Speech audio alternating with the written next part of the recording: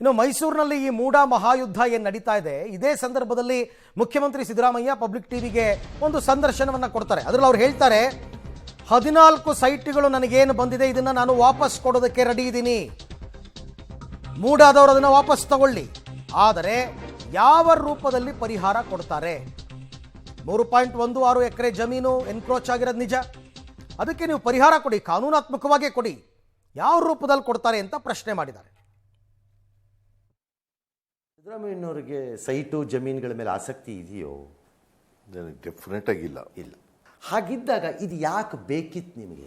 ಈಗ ಮೂಡಾದವರು in its decision they have given 14 sites amounting to 38,284 correct square foot correct ಕೊಟ್ಟಿದ್ದಾರೆ.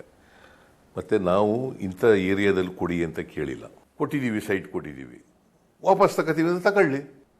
ಅವ್ರ ಧೈರ್ಯ ಇದ್ರೆ ತಗೋಬೇಕಪ್ಪ, ತಗೊಳ್ಳಿ. ಕಾನೂನು ಪ್ರಕಾರ ನಾವು ಕೊಟ್ಟಿಲ್ಲ ಅಂದ್ರೆ ತಗೊಳ್ಳಿ. Does she feel sad? She is feeling Because sad. now we have not heard her comment. ಯಾವತ್ತು ಕೊಟ್ಟು She ಇಲ್ಲ is ಆಕೆ. feeling bad on this issue. ಅವ್ರದ್ದೇನು ಅಡ್ವೈಸು ಮಾನ್ಯ ಮುಖ್ಯಮಂತ್ರಿಗಳಿಗೆ? ನೀವು ಏನೇ ತೀರ್ಮಾನ ಮಾಡಿದ್ರು ಕೂಡ ನಿಮ್ಮ ಜೊತೆ ಇರ್ತೀನಿ. What ever decision I take, she will be with me, my family will be with me.